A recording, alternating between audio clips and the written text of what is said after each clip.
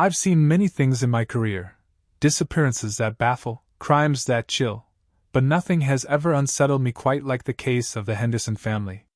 My name is Detective Sam Mercer, and this is the story, our story, of how they vanished into the wilderness, and how I walked a thin line between truth and something much darker. I first heard about the missing family on the morning of July 12, 2025. The call came in just after dawn, a frail voice at the other end, trembling with barely restrained panic. Mr. Henderson's voice. "They're gone, Detective. My wife. My 2 kids. We went for a hike, and now, just gone." That single sentence set my heart pounding. I've tackled plenty of cold cases, but this was breathing. Pressing. Real. By the time I arrived at the edge of Hemlock Pines, a dense, sprawling forest known for its tangled undergrowth and uncanny hush, the sun was already erect, though the night's shadows still clung low. I met Mr. Henderson in the gravel-strewn lot where their car had been found. His face was slack. His eyes, rimmed red, looked past me, haunted by images he couldn't expel, or perhaps didn't want to yet. He told me they'd set off at first light the previous day. It was supposed to be a simple trek? A trail that loops around Pine Ridge, maybe half a day, he said, voice cracking.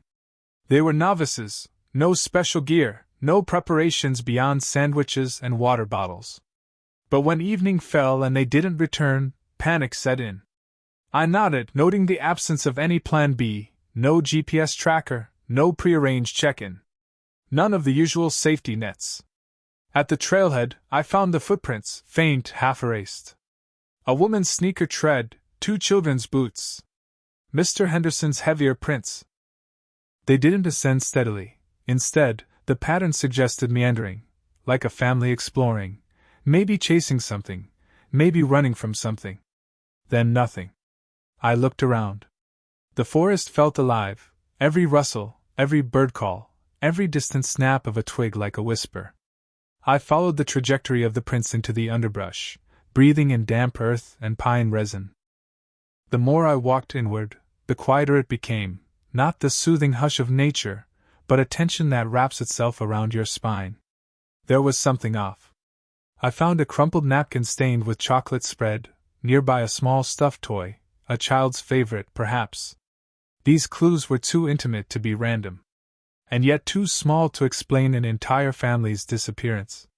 They felt like breadcrumbs leading into a labyrinth. When I emerged into a small clearing, I found their picnic spot, half-eaten sandwiches, an abandoned water bottle. No sign of struggle, no sign of the family. Just silence. I radioed back to base. A search team was dispatched, drones were being prepared. My gut told me we were not just looking for people lost in a forest. There was something missing, something sinister. I took a deep breath, palms sweaty, understanding that this case would haunt me. My gut, honed through years of chasing the shadows, whispered that Hemlock Pines held secrets, secrets that would test not just my detective skills, but my nerve. And yet I stepped forward. The deeper I went into Hemlock Pines, the more the forest seemed to change. It wasn't just the thickness of the trees or the tangled undergrowth, it was something subtler, more psychological. Time felt slower. Sounds were muffled, like I had passed through an unseen veil. The search team arrived by noon, 2 K9 units, 4 volunteers, and a local forest ranger named Doyle. He was a quiet man with weathered eyes who'd spent 30 years in these woods. When I briefed him, he didn't interrupt. He just stared into the distance and finally muttered, "This forest has a memory." I didn't have time for folklore. "We followed the trail," I said, pointing toward where I'd found the toy and the napkin. "There are signs they stopped to rest. But after that, nothing." The dogs picked up a scent quickly, an encouraging sign. They barked and pulled us east through a thicket of brush that scratched at our legs and arms like thorns with intent. And then, 30 minutes in, they stopped. Whining. Ears down. Tails between legs. "Something spooked them," said Doyle, kneeling beside one of the German shepherds. "That's not normal." We pressed on, but the mood had shifted. The woods grew darker, though the sun still hung above. It was the trees, clustered so thick they choked the light. The temperature dropped. Even the birds seemed to flee. And then, we found it. A child's backpack, torn, resting against a rock. Inside, a juice box, a tiny notepad, and a crayon drawing. I unfolded it slowly. The drawing was crude, just a few stick figures, a big sun, and something else, a shape looming over the family. Dark, jagged, towering. It didn't make sense. The notepad had one line, scrawled in shaky letters. "Mommy said don't follow the tall man." The team grew quiet. The air was heavy with questions we couldn't ask aloud. Doyle took off his cap and whispered, "This ain't the first time something's gone wrong in these woods." I turned to him sharply. "What are you talking about?" He hesitated. 5 years ago, a couple vanished not far from here. No bodies. Just gone. And a kid before that, hiking with a summer camp. Same story? And nobody thought that was worth mentioning?" I asked, frustration flaring. "It's the forest," Doyle said. "It takes what it wants." I didn't believe in ghosts. I believed in people, in motives. But even I had to admit, something about Hemlock Pines felt off. Wrong.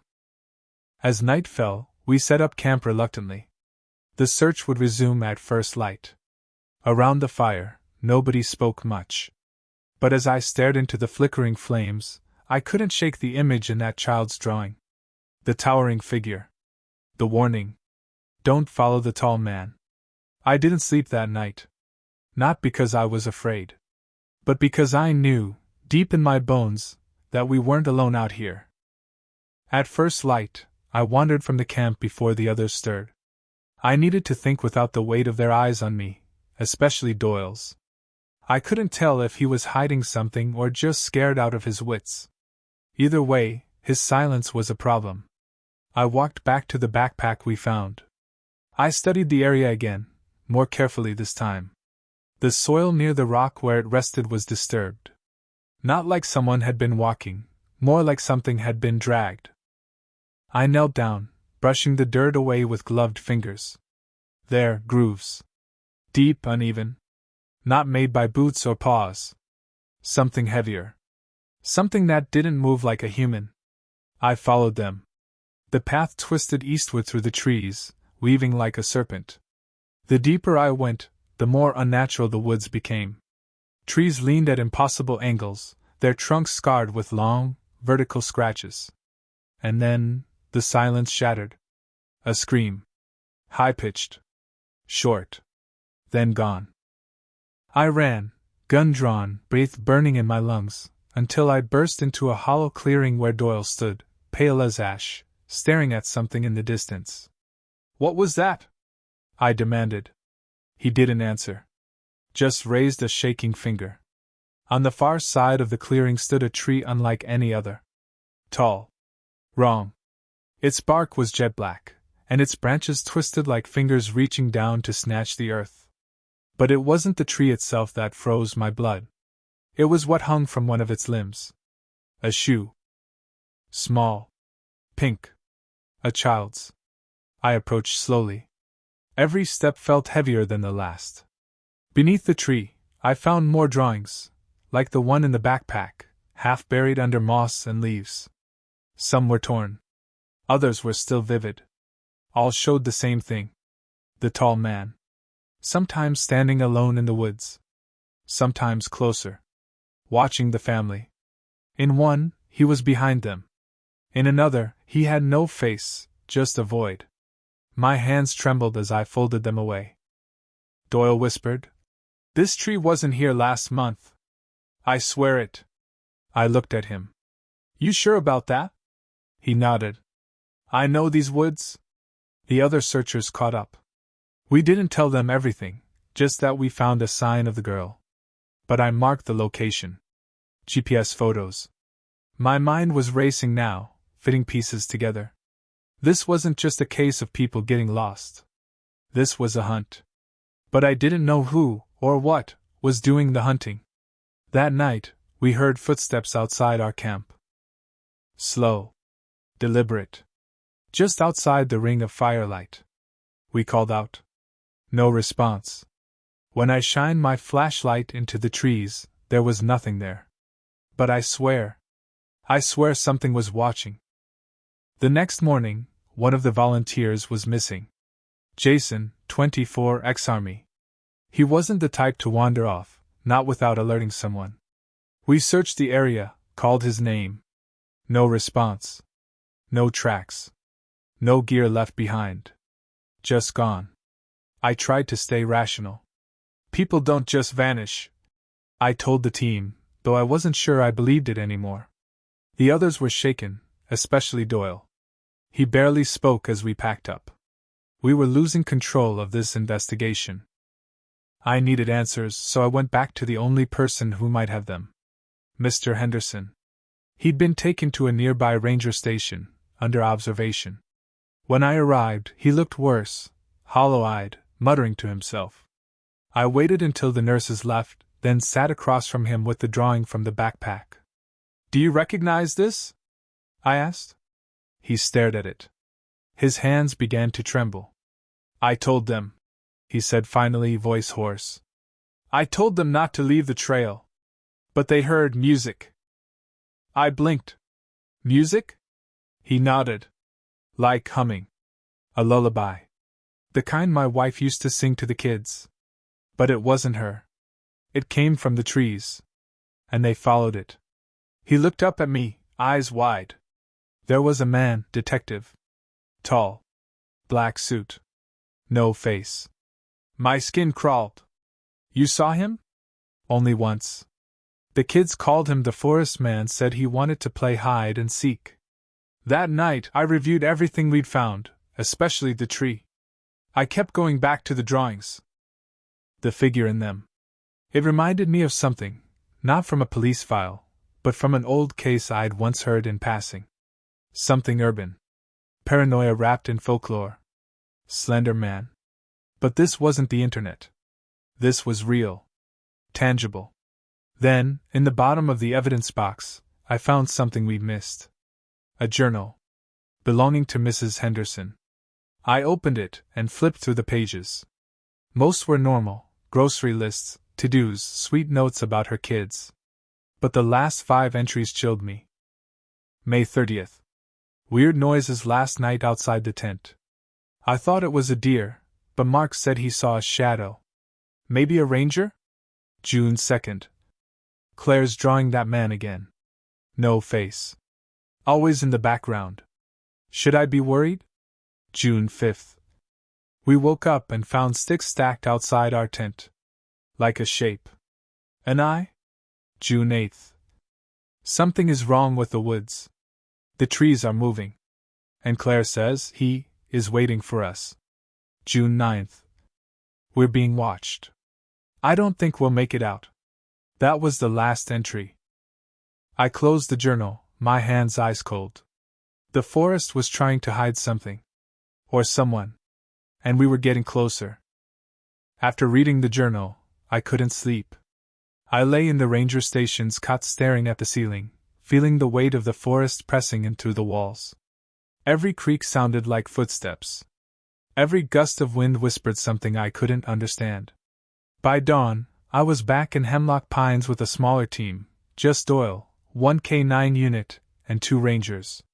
We followed the same direction as before, past the black tree, deeper than we'd gone yet. About an hour in, the dog started barking, not a scared bark, but excited. A scent. We ran. The trail led us to a small cave hidden behind a curtain of hanging moss. The opening was barely wide enough for a man to crawl through, but the dog pushed forward, tail wagging. We followed. Inside, the air was damp and metallic. Our flashlights flickered against the slick stone walls. The cave was shallow, but we found something. A child's jacket, muddy, torn at the sleeve. It belonged to Claire Henderson. Beside it, scratched into the wall, were more drawings. Dozens of them. Stick figures, spirals, tall shapes with no faces. Over and over. It was as if someone, or something, had been drawing in the dark. But the most disturbing part wasn't the images. It was the voice. Soft. Raspy. Coming from deeper in the cave. A hum. A lullaby. I raised my hand, motioning for silence. We stood frozen, listening. It wasn't coming from a speaker. It wasn't wind. It was singing. I moved toward the sound, heart hammering in my chest. But the moment I stepped deeper into the cave, my flashlight flickered and died. Total darkness swallowed me. I heard footsteps behind me, fast, light. I spun around. Nothing. Then the dog howled, sharp, panicked, and the lullaby stopped. When I finally got the flashlight working again, I was alone. No dog. No team. Just me, and the cave's cold breath. I stumbled back out into the daylight, blinking hard. Doyle was waiting there, pale and breathless. "They're gone," he gasped. "They were right behind me and now, they're gone." I scanned the trees, the sky. Everything was quiet again. Too quiet. We were losing people faster than I could explain. And yet something inside me whispered, "You're getting closer." The forest didn't want us here. But I wasn't leaving. Not without the children. Not without the truth. By now, the investigation had officially shifted from a missing persons case to a full-scale crisis. 3 people gone, vanished without trace.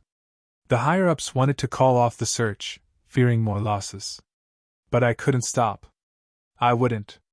That night, I returned to the ranger station and did something I probably shouldn't have. I broke into the archive room. I needed records, maps, incident reports, anything tied to Hemlock Pines. If what Doyle said was true, if people had vanished here before, there had to be proof. The records were sparse, but one box stood out. It wasn't labeled officially, just marked with a hand-scrawled word. Whispers. Inside were 5 folders. Each detailed a case going back nearly 40 years. All the same story. Families. Solo hikers. Small groups. All disappeared in the same quadrant of the forest. All within a similar time frame, late spring to early summer. In each case, no bodies were recovered. No logical explanation. And in every report, there was a common detail. Radio failure. I checked our comm logs. Same issue. Signal interference every time we passed the black tree or entered certain valleys. It wasn't natural. I called an old colleague from Search and Rescue, Emily. Smart. Calm. Unshakable. I didn't tell her everything, just enough to get her here fast. When she arrived, we set up a high-frequency signal tracker and headed back into the forest. At first, everything was normal. But once we passed the tree again, the tracker lit up. There was a signal. Faint, erratic. Like someone broadcasting a broken message on loop. Emily fine-tuned the receiver, and we heard it. A voice. Faint. Distorted. "Help, please, don't follow him. He's not. Static. Then silence. We looked at each other. "That's a child's voice," she whispered. We followed the signal. It led us east, into a section of the forest not listed on any recent maps. No trails. No records. Just miles of dense growth. Eventually, we found an old structure, half buried under vines and rot. A cabin. Abandoned, from the look of it. Inside, dust, broken furniture, and a small battery-powered radio still hissing static. On the floor, another drawing. This one different. It showed the Henderson family. Only Claire and her brother were drawn behind a set of bars. Inside something. A cage? Outside, the tall man stood. Smiling. Waiting. The moment I saw that drawing, Claire and her brother behind bars, something inside me snapped. I wasn't just dealing with a legend. I wasn't chasing shadows. These kids were still alive. Somewhere in that cursed forest. Trapped. Waiting. And time was running out. Emily scanned the area while I searched the cabin. In a rotted drawer, I found an old field journal. The first few pages were destroyed by moisture, but the last entries were legible. June 10, 1993. He comes at dusk now. Always at dusk. We hear him before we see him, no footsteps. Just the trees swaying. Even when there's no wind. June 12, 1993. She said his arms stretch like branches. That he moves without sound. I think he's choosing who to take. June 15, 1993. The kids are hiding in the root cellar. I told them to stay quiet. If you find this, don't look at him. Root cellar. I searched the cabin floor until I found a hatch hidden under an old rug. Heavy. Rusted. It creaked open with a scream. Inside, darkness. Thick, musty air. I lowered myself in, flashlight shaking. The cellar was small, maybe 10 by 10. Shelves lined with old jars and rusted tools. In the far corner, 2 small bedrolls. Empty snack wrappers. A child's drawing taped to the wall. It was fresh. Drawn in blue crayon, it showed 2 figures inside the cellar. A girl. A boy. Both labeled. Claire. Eli. And underneath, written in shaky block letters. He can't reach us here. But not for long. I stared at it, heart pounding.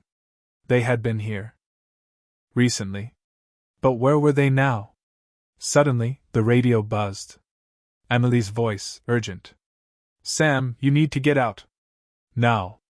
I climbed up fast and burst into daylight. What is it? I asked. She pointed to the trees just beyond the clearing. I saw something.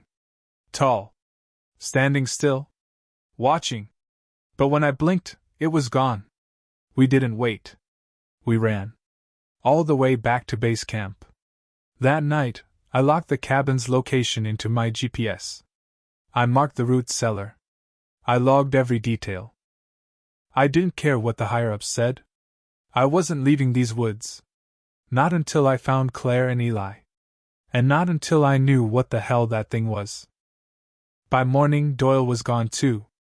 We found his boots neatly placed outside his tent, his flashlight still on, burning a hole through the fog. No signs of struggle. No note.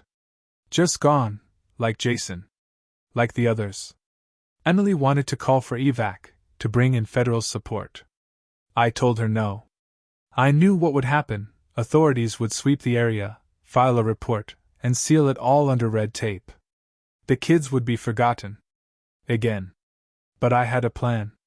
The cellar proved the children were hiding.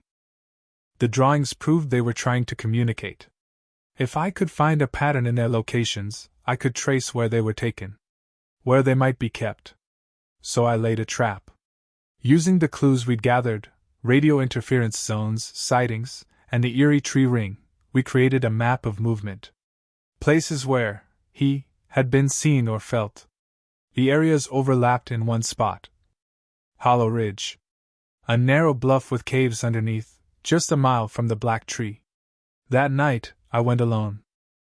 I brought nothing but a flashlight, my radio, and a recorder.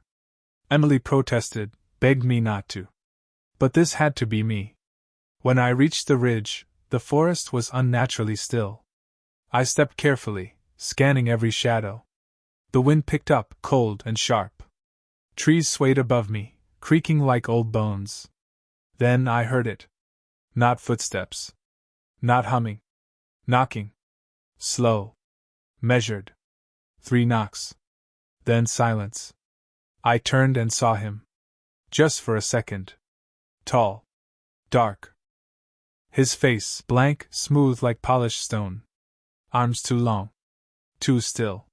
He stood among the trees like he had always been there. Like he was part of them. I froze. My brain screamed to run, but my body wouldn't move. He lifted one arm, slowly, and pointed. To the ground. And then he was gone. Just gone. I stumbled to where he pointed and found a trapdoor covered in moss and dirt. Smaller than the cellar. Cruder. I pried it open. Inside, darkness. And 2 sets of eyes staring back. Children's eyes? Claire and Eli were alive. Thin. Dirty. Terrified. But alive. They didn't speak right away. Claire clung to me. Eli just cried. I radioed Emily and carried them out one by one. But as we climbed from the hole, Claire whispered in my ear. He let us go. I stopped cold. Who? She didn't answer. Just looked back at the forest. And for the first time, I wondered if we'd been saving them. Or if we'd walked into something much, much worse. We rushed the children back to the ranger station. Medics arrived quickly, checking vitals, administering fluids. They were shaken but otherwise unharmed. No wounds. No malnutrition. It made no sense. They'd been missing for over a week. And yet, they looked like they'd only been gone for 2 days. Emily and I stayed close, refusing to leave their sides. We took turns sleeping outside their room. I had too many questions, too many things that didn't fit. The moment Claire was stable, I asked gently, "Can you tell me what happened out there?" She looked at me, eyes distant. Then reached into her pocket and pulled out a folded piece of paper. Another drawing. This one was different. It showed a house in the woods. A big one, much larger than the cabin or the cellar. Claire and Eli were inside it. The tall man was outside. Watching. But not approaching. There was something written in red crayon at the bottom. "He doesn't come in if you follow the rules." "What rules?" I asked. Claire's voice was soft. Barely audible. "No talking after sunset. No lights after dark. Don't look at the mirror. And never, never say his name." I stared at her. "His name?" She shook her head violently. "He gets stronger when you do." Eli hadn't spoken since we found him. But now, he whispered. "He walks through the trees, but the trees don't move." It didn't make sense. But I remembered the pattern. The victims. The disappearances. All seemingly random, but always centered around certain behaviors. People who wandered off trail. People who called out at night. People who looked for him. This wasn't just some legend. It was a predator. And these were the rules it hunted by. I called Emily aside. "We have to go back," I said. She looked at me like I was insane. "Why?" "Because that cabin, that cellar, they're just part of something bigger." Claire drew a house. Her face paled. "You think there's more?" "I think we've only scratched the surface." We went back to the forest 2 days later. Not as rescuers, but as investigators. Because I needed to know. What was the house? And why did that thing follow rules? We returned to Hemlock Pines just before dusk. Not smart, I know. But Claire's drawing showed the house only appeared at dusk, just before dark. She said the rules didn't apply inside. That it was his place. A sanctuary? Or a trap? We came prepared. 2 radios. Cameras. GPS. No flashlights. No mirrors. And not a single word about him. The forest was different now. Quieter. It didn't feel hostile anymore. It felt curious. We reached the spot where we found the children, then moved northeast, following coordinates I'd triangulated based on Claire's maps. Then, as the sun began to fall behind the treetops, there it was. The house. Wooden. Massive. Rotting but intact. Windows blacked out. It stood where no house had ever stood. Not on any map. Not in any file. And yet it was there. I swallowed hard and stepped forward. The door opened on its own. Inside, silence. The air was stale. The walls lined with hundreds of drawings, just like the ones Claire made. All showing him. Different forms. Different poses. Sometimes distant. Sometimes right behind the person drawing. We walked deeper. Rooms were strange, some too small, others too big.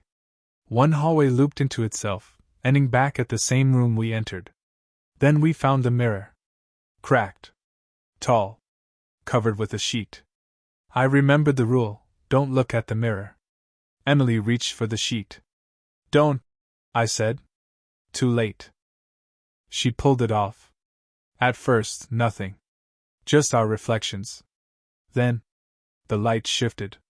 And our reflections didn't move. They stared back at us. Frozen. Mouths closed. Eyes empty. Then, slowly, they smiled. Emily gasped and stepped back, bumping into a wall. But the mirror showed her still standing still, smiling wider. The temperature dropped. And I heard it again. Knocking. 3 times. From the other side of the mirror. I grabbed Emily and pulled her out of the room. We ran, retracing our steps, but the house was different now. Rooms rearranged. Doors gone. Hallways stretched impossibly long. Something was coming. We could feel it. The house was watching. Finally, a window. We didn't hesitate. We smashed it and jumped. When we hit the ground, we turned. And the house was gone. Just trees. Still. Silent. The forest had swallowed it whole. Emily looked at me, shaking. What did we just see? I didn't have an answer. But something was clear now. That thing didn't just live in the forest. It built something there. A place where the rules could be broken. And we had just broken one. After the house vanished, things changed. Emily and I made it back to the ranger station, but something had followed us. Not a person. Not a presence. A feeling. Like we'd been marked. The children had stopped drawing. Claire wouldn't speak. Eli screamed at night, begging the trees not to take him again. I tried to tell my superiors everything. The cabin. The house. The mirror. But the footage from our cameras? Corrupted. Static. My GPS logs? Erased. Even the cabin coordinates had shifted on satellite maps, as if the forest had rearranged itself to protect whatever was hiding inside. We were losing evidence. And worse, losing time. Because people kept disappearing. A photographer the next town over. 2 teenagers on a camping trip. A park ranger who went out to verify my reports and never returned. One by one. And each time, it happened the same way. Just after dusk. Always near the trees. Always near Hemlock Pines. I knew what it meant. It hadn't let the kids go out of kindness. It had sent a message. We'd broken the rules. And now, we were part of the story. Claire finally spoke again on the night of the red moon. Just 3 words. He's almost here. We packed bags to leave that same night. Emily left first. I stayed behind to finish the reports. To try one last time to warn people. But I found something before I could go. A note on my car windshield. Written in a child's hand. No name. No explanation. Just one sentence. You saw the house. Now you live in it. And when I looked up at the tree line, he was there. Watching. Not moving. Not blinking. Just waiting. I never left the forest. Not really. I changed clothes. I handed in my badge. I even moved 3 towns over. But Hemlock Pines came with me. In dreams. In silence. In the way shadows now stretch longer than they should, and how reflections don't always match what I'm doing. I still see him. Not always clearly, just beyond the trees when I drive, or reflected in windows when it rains. Sometimes I hear the lullaby again. Just for a second. Just enough to remind me. He's still watching. Emily doesn't talk about it. She changed her number. Moved across the country. I don't blame her. As for Claire and Eli, they were adopted by a quiet couple under protective custody. I get letters sometimes. No return address. Just crayon drawings. Each one with fewer trees. Each one with him, drawn smaller. Weird, isn't it? The children seem to believe he's fading. Like he only has power if people believe in him. Speak about him. Draw him. Look for him. That's why I'm recording this now. Not for fame. Not for justice. but for warning. Because if you ever find yourself in Hemlock Pines, and you see a tree that shouldn't be there, and you hear a song no one is singing, and you feel eyes that aren't yours, turn around. Leave. Don't follow the music. Don't break the rules. And whatever you do, don't look in the mirror.